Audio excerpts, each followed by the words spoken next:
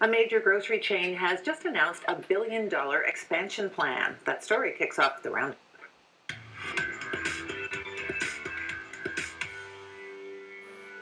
Loblaw says it's going to build about 50 new stores and renovate 150 more, including grocery and Shoppers Drug Mart outlets. It's also putting some of the money into expanding e-commerce, IT infrastructure, and supply chain improvement. It predicts this will add about 20,000 jobs, mostly from store staffing and construction. The chain has also been closing unprofitable locations. Nicole Verkindt is the founder and president of OMX. She's here to talk about this story and others. So, what do you think about Loblaws and its plans? Well, this is clearly great news. And what always shocks me is OMX does economic impact studies. Once we work with companies, we'll go in and we use Stats Canada numbers. And the total impact to the economy is always even way bigger than you initially think. So 20,000 jobs is clearly going to have this huge trickle-down effect. And so it's obviously great news. The employment numbers and GDP numbers for the economy have been stronger than I think what most people have been expecting. It's interesting, though. I mean, you've probably heard this definition of capitalism as creative destruction, right? Like, you're always ruining one industry to bring up the new one. And it kind of almost struck me about that same idea with what Loblaw is doing. Because, sure, they're announcing, 50 stores, but like just last July, they were announcing the closure of 50 stores because the merger with Shoppers is happening, and, there's various synergies and excess store capacity, etc. So, 1 year they're shutting them down, the next year they're opening up. Who knows what's coming next year? In the meantime, lots of jobs, so for sure, it's good. But very, very intense competition in that field right now. I mean, groceries, the Sobeys, Metro, and even with Target gone, it's still really, really tough competition. Absolutely, but you're right. And that was shocking, that acquisition with Shoppers. That was such a big deal. It was really amazing. So. Absolutely. Okay, so let's talk about this other interesting development with a Canadian business. Good news for beleaguered Bombardier today. Air Baltic has increased its order for the new C-Series jet. The Latvian airline had originally ordered 13 of the planes, but now it confirms it wants 7 more. The Air Baltic CEO recently toured the Bombardier factory, and he called the new jet a game changer. Says it's the most modern aircraft on the market. He also said the airline plans to switch over all of its fleet from Boeing to Bombardier planes. So this is a big deal, Nicole. It's such good news for Bombardier as well, especially as they're waiting to find out if they're going to get this federal support. The biggest thing an entrepreneurial friend told me was sales will save all of your sins. And it's just so true, because if you have sales, you can solve almost all of your other problems. So I think this is amazing news from Bombardier. I mean, 250 aircraft, there are 50 short now, there are 300, they need to be profitable. But 250 is actually not that huge of a number. Boeing's sold 13,000 aircraft similar size, have 4,400 in backlog. Airbus is thousands. So this is a massive market. We're going to see such growth in China alone for city-to-city air travel and 100-plus seat market. So it's a massive market, and what Bombardier really needs is sales to get that traction, because customers are so afraid they're going to get what they call in the aerospace industry an orphaned airline.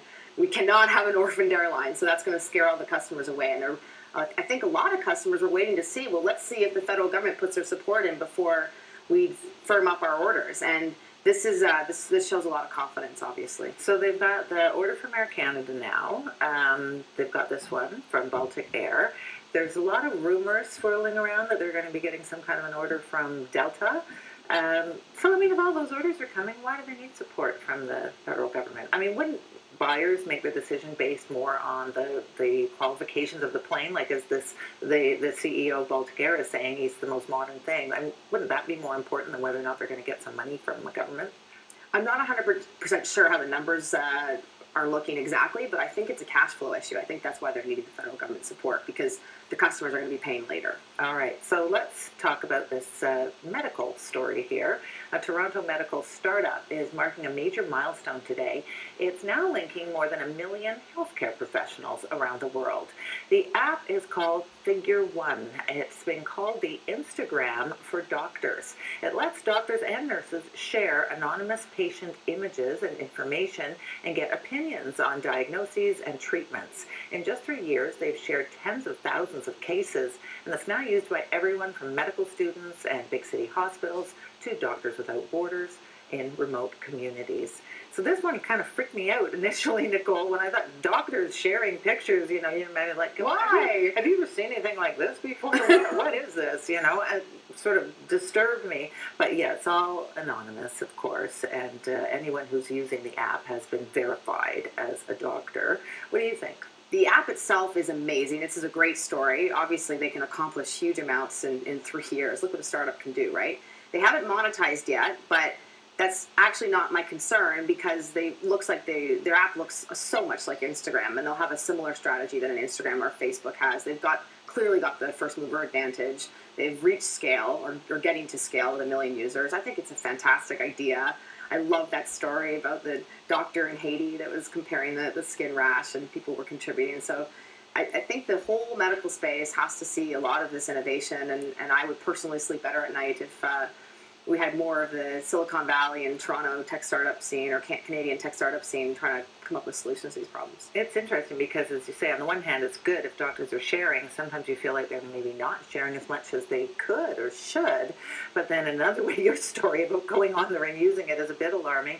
And the other thing is when you put your picture out there, it doesn't necessarily guarantee you're hearing from the best doctor. Exactly. You're hearing from the most tech-savvy doctor, perhaps. So we'll be watching that one, I think. So another story for you, Nicole. Google is planning to provide 1 million people in Africa with free digital skills training in the next year. The tech giant is working in partnership with an African nonprofit to develop the youth training programs. It will provide a new online education portal and courses for both young people and professionals. It's hoped the new skills training will help lower the continent's high youth unemployment rate while expanding small business growth. Google says Africa will have 500 million internet users by 2020. Good idea, Nicole?